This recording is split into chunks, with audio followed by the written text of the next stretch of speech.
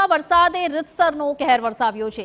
Deep ડિપ્રેશનની અસર તળે કચ્છના કાંઠાવાળા વિસ્તારમાં બારે મેઘ ખાનગા થતા જનજીવન પ્રભાવિત થયું છે।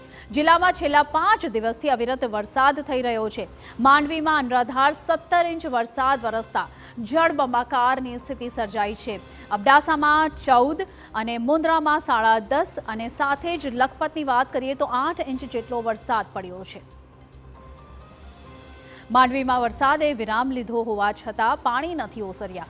માંડવી બીચ તરફ જવાના રસ્તે પાણી ભરાયા છે। રસ્તા પર આવેલી બજારોમાં હજુ પણ ભરાયેલા પાણી છે, જેથી વેપારીઓ અને દુકાનદારે ભારે મુશ્કેલીઓ વેઠવી પડી રહી છે। આસપાસની સોસાયટીઓ પણ જળમગ્ન છે। મહત્વનું છે કે માંડવી 2 દિવસમાં માંડવીમાં 20 ઇંચ જેટલી આસપાસ વરસાદ પડ્યો છે, જેથી માંડવી જવાના 3 રસ્તા બંધ કરવામાં આવ્યા છે। માંડવી સંપર્ક વિહોણું થયું છે તો આસપાસના ગામડાઓમાં પણ સંપર્ક વિહોણા થયા છે।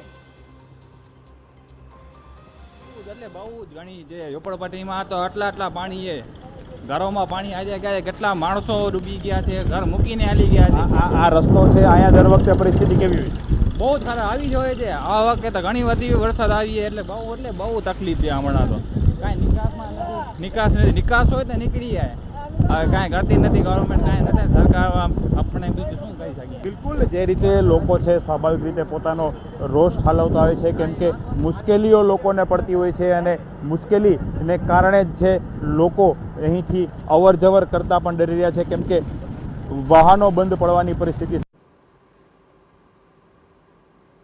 વાત કરીએ કચ્છની તો